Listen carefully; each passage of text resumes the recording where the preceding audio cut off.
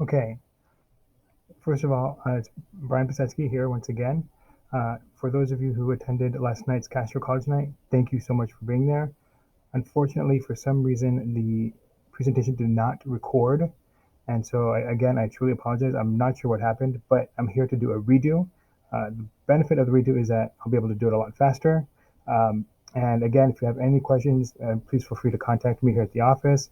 And again, I apologize for not having that presentation recorded, like I said last night. But again, I'm not sure what happened there. But here we go. I'll make it pretty quick. So these are the things we're going to be discussing. SpongeBob. So this is what equals the total cost of attendance that colleges put on their websites, and that's when we go like this. And again, like I said last night, the books and supplies and transportation are more of averages that students report rather than tuition fees and room and board, which are more set figure. So I don't want you to look at that sticker price. You need to be worrying about the net price, which is sticker minus those grants and scholarships, that free money you're going to get from the colleges. Excuse me, from the colleges. And you can find the net price calculators on college websites. Again, like I said, by law they have to be on the website, but just be forewarned, there's a couple of red flags on them. They might not always give you the most accurate prices. They're hard to find on the website. Um, and uh, and they might not always work the way you want them to work. So, like I recommended, I would use the College Affordability and Transparency Center. Again, this is clickable when you have access to the slideshow. This whole slide is clickable. Then here you have the net price calculator. And that's a really good one to use because, again, that is using one formula across the board. So it's really comparing apples to apples. The college scoreboard is also a great tool because it allows you to compare colleges, side by side. And College Navigator is really, like I said, the back of a baseball card for colleges. It is statistics only. So if you're that kind of person that likes to learn about the statistics, that's where you want to visit. You want to go to the College Navigator.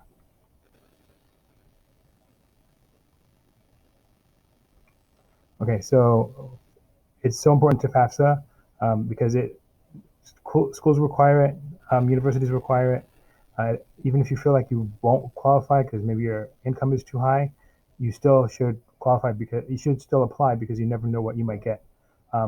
But again, I want to touch on this CSS profile. 400 schools do require it. This is linkable, so if you need to know which schools you're applying to and whether or not they are a profile school, just click here and it'll take you straight to that list. Typically, the profile is used by the smaller, more selective private schools, but it is a necessary item for them to use in determining need-based aid. And again, if you are applying to a profile school, you also need to do the FAFSA. So it's not one or the other, it's both. And only if you're applying to that profile school. If it's not a profile school, you do not need the profile. And they both open October 1st. So this is the FAFSA formula. Again, you will be submitting your 2019 taxes, okay? Because FAFSA uses your prior year. So if you're going to college, you're starting college fall 2021, then you're going to be submitting taxes 2 years prior to that. So that's 2019 taxes. And they're going to look at your annual household income, number of people in your household, number of people in your household attending college, and amount student can contribute from earnings and savings.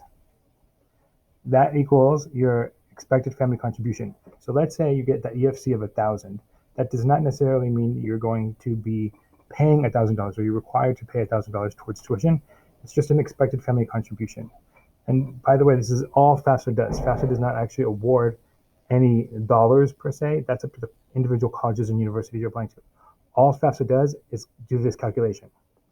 So what universities do, they take that EFC and they use it more as an index of your financial strength rather than an actual amount, right? So every university has a different index that they use. So it's not across the board because every university has different amount of funds that they can award in need-based aid, right? typically, like public schools have fewer dollars to spend on that than private schools. Special circumstances. I'm sure for a lot of people, certain things have occurred between 2019 and now, perhaps loss of income or loss of two incomes if you're a two-income household, or anything else that might be considered a special circumstance. There is no place in FAFSA to detail out any sort of special circumstance. So what you have to do is you have to go to the individual universities and fill out what's called the professional judgment form. It's called this because it's literally up to the professional judgment of the financial aid administrator at that university. So they're the ones that say, yep, this qualifies for a special circumstance, or no, not so much. Most schools do call it the professional judgment form. Some will call it the special circumstance form. Some do put it on their website. Others, you just have to request it. But you would speak to your financial aid office or the Office of Admissions to get that.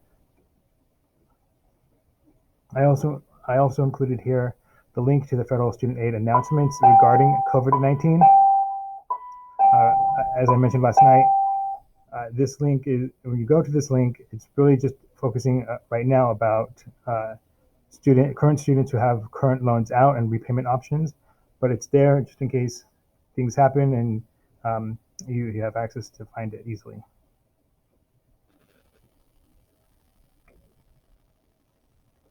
Okay, so you need to know whose information is provided on the FAFSA. So you, the student, if your parents are married, then both of your parents need to be filling out the FAFSA.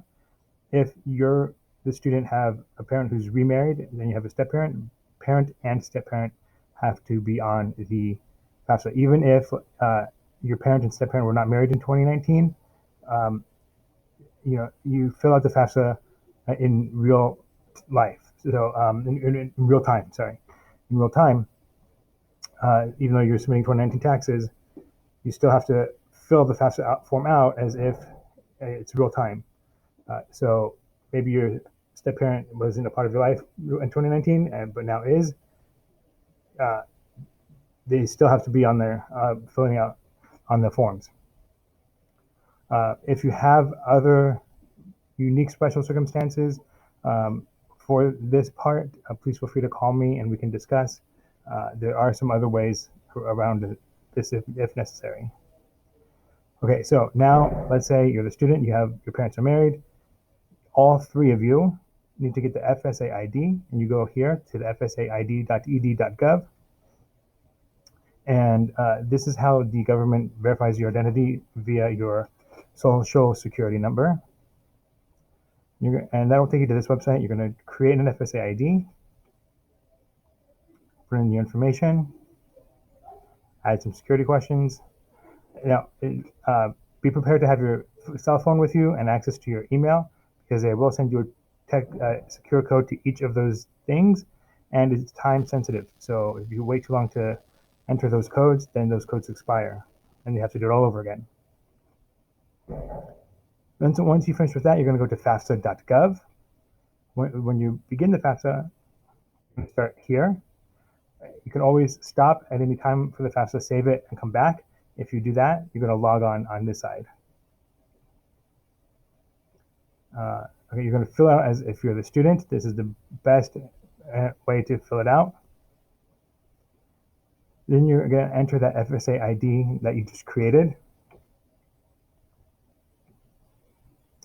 You're going to accept the disclaimer. And again, very, very important. Please, please, please make sure you're filling out the appropriate FAFSA. This is from last year. So this is 2020, 2021. You are applying for the 2021-2022 FAFSA. And you're going to create a password for the FAFSA. Here's just a student information introduction to the FAFSA. You can always skip that. And then most of this information should be pre-filled based on your FSA ID. So just go through it and make sure it's correct. You might have to add an email or phone number, that kind of thing. But it should, for the most part, be pre-filled. The other thing I want you to pay attention to is student information in that corner, because it will go, all of a sudden it'll be student information, and then parent information comes up, and then back and forth. So just make sure you're filling out the information for the right section. Okay, so we're going to check on student residency eligibility.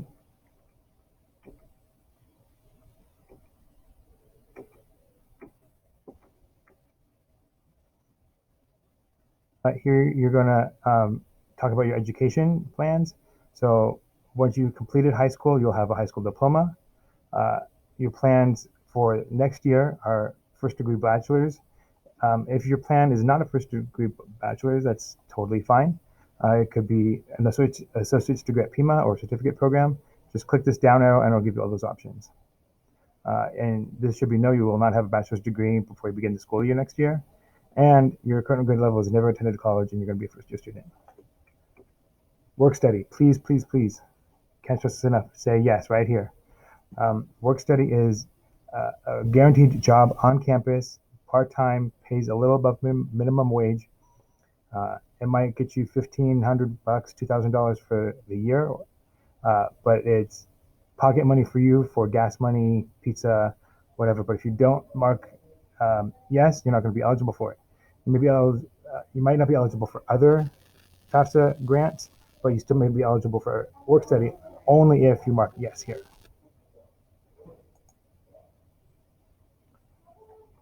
All right, selective service. So males out there, unfortunately, when you turn 18, you have to register for the selective service. This is in case the military decides to re-up the draft. So you have to be registered with the selective service when you turn 18. So if you are 18 and you have registered, you can mark yes. If you have not turned 18 yet, or if you are 18 and have not registered, you can click no. And then the next question down here will be, do you want us to automatically register you when you turn 18? They know that they know what your birthday is because of your social security number.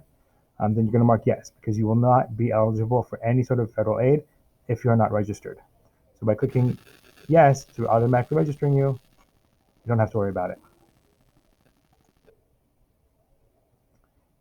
Driver's license information, if you have one, put it in, or it's kind of optional, so don't worry about it. If you don't have one, you can skip right over this. Now it's going to want your high school information, so you can put in your high school information there. You're going to click search, and then it'll come up with what they think some of the high schools are, and then you select the correct one. Higher education institutions, colleges, and universities have federal school codes. Nobody really knows them. You can click here and do a search for them. You can Google federal school code for U of A.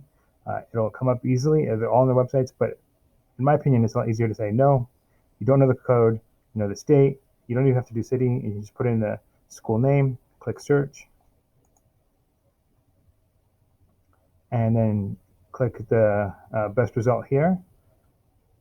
And then you can either add more schools and go back to that search, or move on.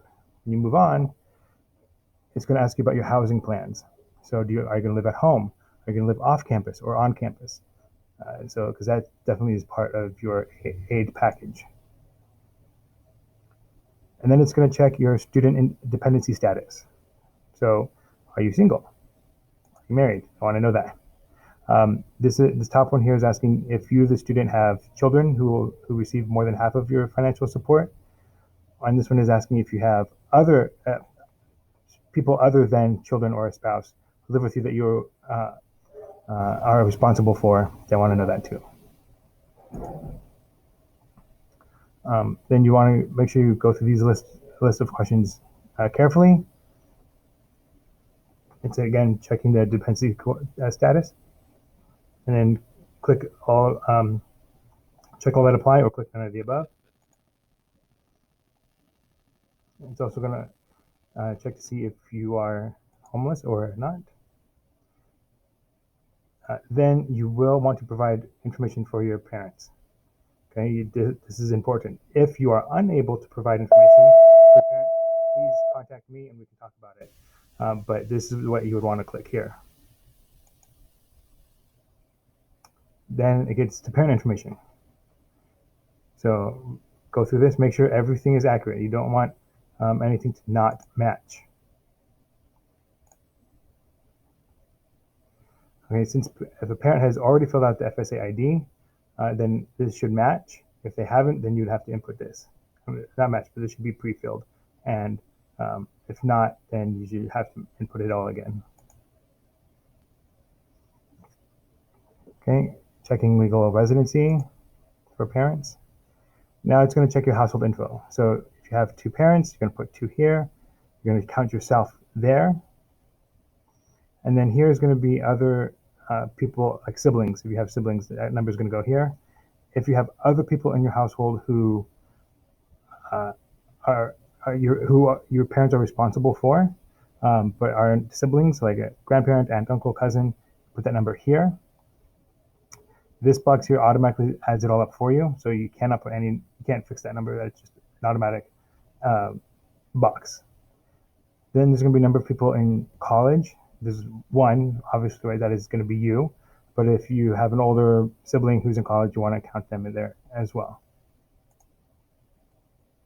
Okay, you're going to fill out some information about your taxes, and then you're going to click link to the IRS data retrieval tool. Then you're going to click parent 1, put in your FSA ID information, and click next. You want to proceed to the IRS site. It'll take you right here. After you click OK. Here is the IRS website, and you're going to click OK once you're in. Here is the general income tax information. Make sure that your address matches your 2019 taxes. If you have moved since 2019 and you put in your new address, FAFSA is not going to like that, and it'll be harder for you to get aid. So just really make sure you are going through this information with a fine-tooth comb and making sure that all of it is correct and matches your taxes.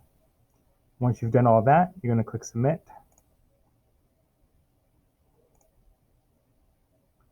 Then you're going to want to transfer my tax information into the FAFSA form. You're going to click here for yes, and then click here for transfer now. And again, I'm reiterating that you have successfully transferred your 2019 taxes. Okay, and then that's great. You click next, and it's going to ask you for some income information. You want to verify that. Schedule 1, if you do need to file a Schedule 1, you do not have to file it separately. Last year you would have had to.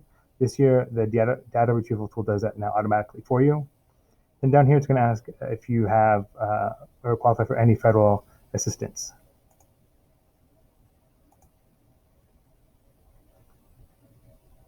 And now it's going to go through some other questions about child support, whether you pay it or receive it. Again, it's going to ask about any of the following amounts here: veterans non-education benefits, disability pension, all that stuff. And then, like I said last night, this is where the biggest mistake happens in FAFSA. Please, please, please click on this blue assets to get a list of what FAFSA counts as assets. A lot of us would consider our primary residence, if we own it, as an asset, right? FAFSA does not consider it. So if you put that in, if you include it, you're basically saying FAFSA you have more money than you do. So don't include that. It's going to ask you some questions about your bank accounts, your net worth. And then it's back to student information. So student, if you submitted the 2019 taxes, you're going to go through the same exact thing that you did when we just did with your parents' taxes. If you did not fill out 2019 taxes, that's okay. Just come down to this down arrow and click on not going to file. And then you click link to IRS, but we're going to pretend you don't have taxes. So we're going to move on. Even though you did prepare the FAFSA because you're the one filling it out, this is really referring to if you paid somebody to fill it out for you. So don't ever pay anybody to do it for you. So please, please, please click no here. And next. And then here's the summary sheet. So review it carefully. Make sure it's all good. You're going to submit and sign. And then agree to this terms of conditions. And then click sign this FAFSA. And like I said last night again, a lot of people think, okay, click sign this FAFSA and I'm done. That's not true. Please make sure you go all the way to the end. You will know when you've reached it. Okay, so you sign this FAFSA. This says student signed with FSA ID. Perfect, signed electronically. There's a green check. Each parent, parent 1 and parent 2 will go through the same thing. And you're going to click submit. Now you're done. Once you have all 3 signatures, and you're going to get something like this. You also receive the student aid report, and this is what colleges will receive too. So this is your EFC right here. That's a pretty high EFC. And so it says here that this person is not eligible for federal Pell Grant, but you may be eligible for other aid, like work study we talked about. There's an app available. It's new and improved. Last year had some kinks, but now it's pretty amazing. So you can start it on your app and then save it and continue on your desktop or vice versa. So I just wanted you to be aware of that if you're more of an app type of person. Okay, so you fill out the FAFSA, now what? So you have federal Pell Grant at $6,345. Depending on your EFC, you may be eligible for some of it, all of it, or none of it. It just kind of depends on that EFC. This is a grant if you have that zero EFC, meaning your household cannot contribute financially at all. You get an extra, you could be eligible for an extra $4,000. This is the Teach Grant. If you want to be a teacher, this is a good grant to look into. It gives you an extra $4,000, but there is a requirement of you having to teach in an inner city school with some other requirements as a return. Then if you are not eligible for this grant here, and you have had a parent who passed away in the line of service in Iraq or Afghanistan, then you would be eligible for this grant. The Children of Fallen Heroes grant is for those first responder parents who fallen in the line of duty. You can be eligible for this in order to get this grant. Loans. I know people are like, I don't want to take out any loans, but I look at it as an investment in education, so they're not bad if you know how to do it. So I want to go through loans real quick. So the first one is a direct unsubsidized loan. These sub loans are interest-free while you are in school. Then you have the direct unsubsidized loans, and those are they do accumulate interest while you are studying. And then there's the Parent Plus loan for parents that does accumulate interest, but there's a max limit you can take. So if the total cost of attendance is $50,000, you can't take out $75,000.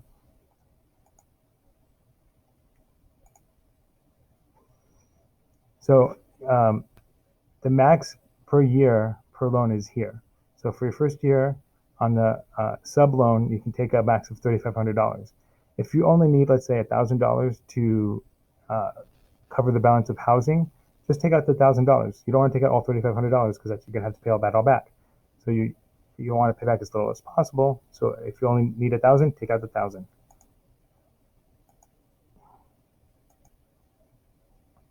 So here are some of the benefits of federal loans.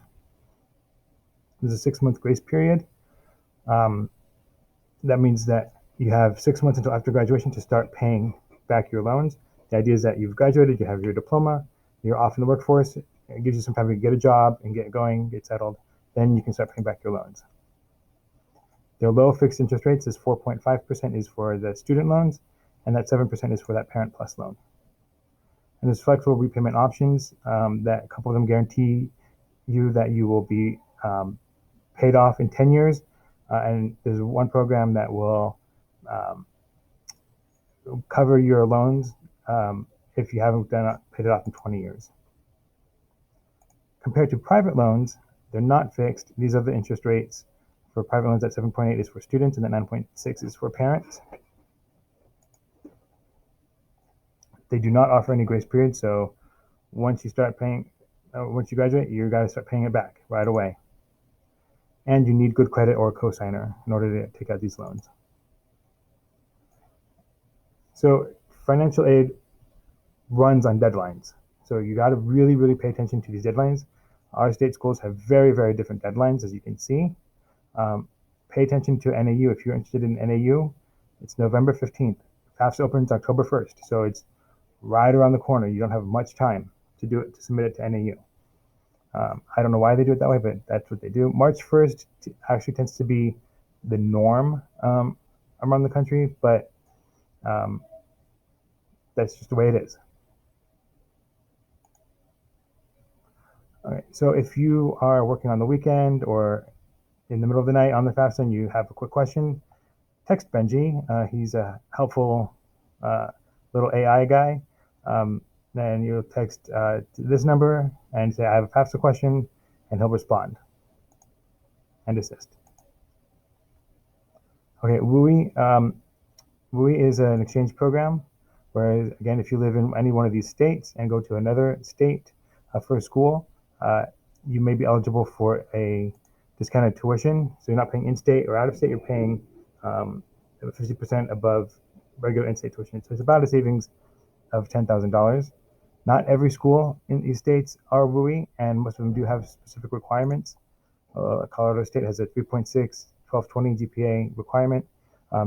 You can click here to the WUI Savings Finder, and that you can search for WUI schools by major, by state, all sorts of different ways. So that's a really helpful tool right there.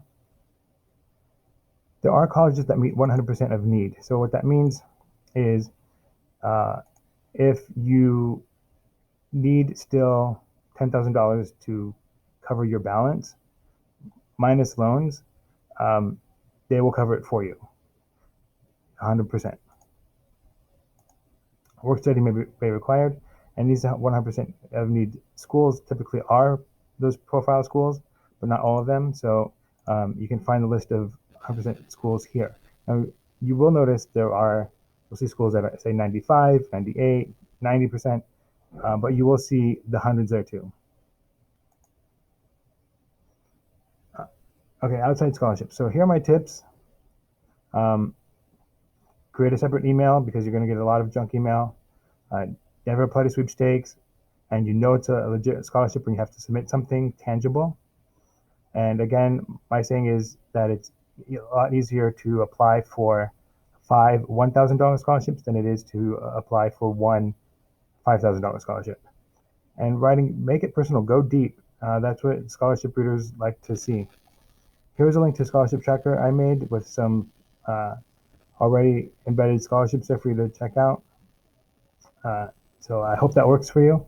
And then here are some really good scholarship websites that I like to use. I've been having a lot of luck lately with students on Niche. MyScholarly, if you're a fan of Shark Tank, they were on there a couple years ago. This is paid. So be careful with that one, but it is a really, really good source. Google is also a good source. If you are specific, if you just go into Google and say college scholarships, your computer will explode. But if you are very specific about your major or your history or whatever you're trying to do or who you are, that will really help limit the scholarships down, and it is a very useful tool. Here are some local scholarships. These come out in the spring, so just keep your eye out for those. So scholarships and test scores. This year, there have been more test optional schools than in the past 15 years combined. That's awesome, and I love that, but some of those schools still require tests for scholarships. So you can go here to get updated on that. I just checked with the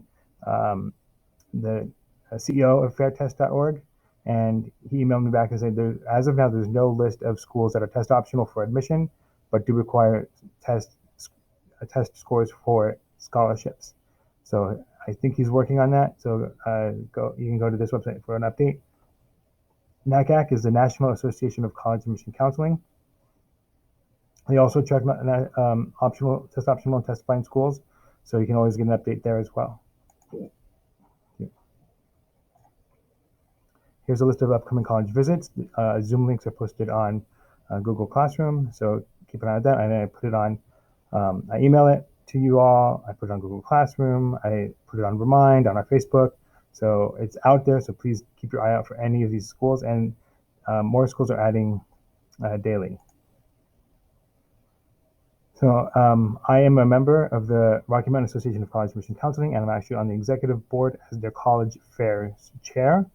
So I've been planning this virtual college fair. It is free on October 14th from 6 to 8. I opened registration for colleges 5 days ago, and I already have over 100 domestic and international schools. So please, we'd love to have you at our virtual fair and come register. And we made it. Again, I apologize for not having the original recording, but this is it. And again, please feel free to email me or contact me in any way if you should have any other questions. Thank you so much.